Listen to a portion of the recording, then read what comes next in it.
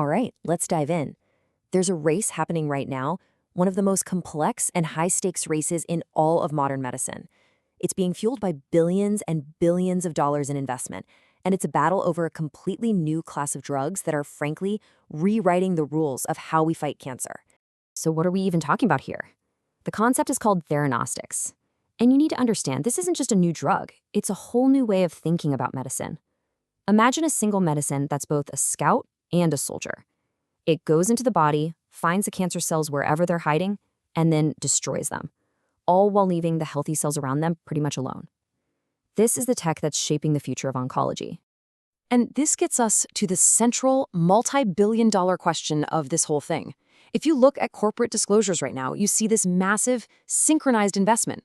We're talking global giants, regional powerhouses. Everybody is racing to build the exact same kind of highly specialized, incredibly expensive factories. So what's going on? Why is everyone doing this at the exact same time? Okay, to get our heads around this, here's how we're going to break it down. We'll start with what's being called the nuclear medicine renaissance. Then we'll get into the fundamental physics of pharmacy. This is crucial. We'll look at the race for what's called steel in the ground, compare the big global titans against the regional champions, explore this idea of an ultimate moat and ceiling, and finally, we'll look at what's coming next with targeted isotopes.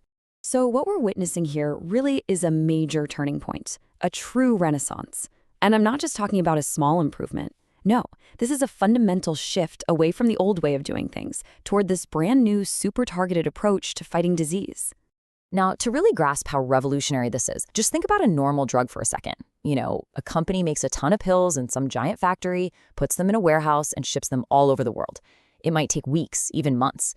The whole business is built on stability and scale. Well, in the world of radiopharmaceuticals, that model completely breaks down. And the reason it breaks down is because of a simple, totally unchangeable law of physics: radioactive decay. This isn't a business problem you can just solve with better software or a faster plane.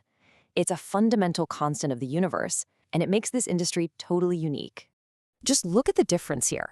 Aspirin can sit on a shelf for years, but a leading therapeutic drug like lutetium-177, it has a half-life of just 6.7 days. Think of it like a melting ice cube. The second it's created, its power starts to disappear. So every single hour it spends on a plane or a truck, its value is literally decaying. And believe it or not, it gets even more extreme. For the diagnostic drugs, the ones they use to find the cancer in the first place, the half-life is just under 2 hours, 110 minutes. I mean, you can't ship that across an ocean. You can barely ship it across a city. It has to be made just a short drive from the hospital. It's an absolute necessity. So you see where this is going, right? Because the product itself just vanishes over time, the entire competitive landscape gets flipped on its head. The advantage isn't just about who owns the patent for the drug anymore. The real long-term advantage goes to whoever owns the physical infrastructure, the reactors, the pharmacies, to make and deliver it on time. This is what the industry calls the race for steel in the ground. And this quote from a recent analysis just nails it. A patent might get you through the clinical trials, sure, but it's the physical assets, the actual concrete and steel, that determine who can actually serve the market and defend their turf. A patent eventually expires. A physical monopoly, built on infrastructure, that's way harder to compete with. So you look at filings from a global titan like Novartis, and you see their strategy: pour massive amounts of cash into building these huge centralized manufacturing hubs. But that's only one side of the coin. On the other side, you've got these regional champions, and they're playing a completely different game, one focused on total control and independence in their home market. And this is what that regional strategy looks like in the real world. This map shows Dongcheng's network of nuclear pharmacies across China. With 31 of these locations, they can get these incredibly time-sensitive drugs to pretty much the entire population, often within just a few hours. This isn't just a supply chain, folks. It's a logistical fortress, a moat that's almost impossible for a foreign competitor to cross. So this all sets the stage for a fascinating clash of strategies. You have the immense scale and R&D budgets of the global titans going head-to-head with the logistical dominance and home field advantage of the regional champions. Let's break it down. Novartis is playing the global game. They have massive sites in places like Italy and the US to serve the whole world. Dongcheng, on the other hand, is all about vertical integration inside China, from making their own raw materials to delivering the final dose themselves. The trade-offs are immediately obvious. Novartis has that global reach, but its supply chain is constantly fighting that ticking clock of decay.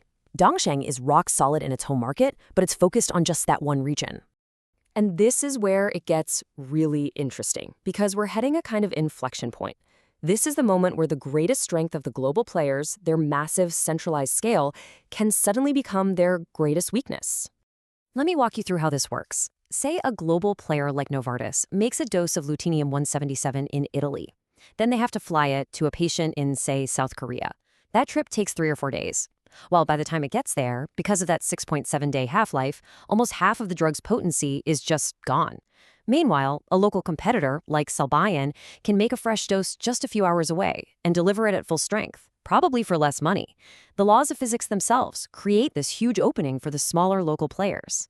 Now, of course, the science here is not standing still. The entire industry is already shifting its focus to the next big thing, moving from the beta emitters we've been talking about to even more powerful drugs called alpha emitters. Alpha emitters like actinium-225 are the next leap forward. They pack a much bigger punch. They release way more energy, so they're better at destroying cancer cells. But here's the crucial part. They do it over an incredibly short distance, like the width of a human hair. This means they can deliver a knockout blow to a tumor while causing almost no damage to the healthy tissue right next to it. This is the next battleground, and you better believe every single one of these companies is racing to build a supply chain for these things. And so this all brings us to one final big question. The whole trend in this field is toward therapies that are more precise, more personalized, and have shorter and shorter shelf lives. In a world that's governed by the unchangeable laws of radioactive decay, you have to wonder, does the future belong to the company with the biggest global footprint, or does it simply belong to the one that's closest?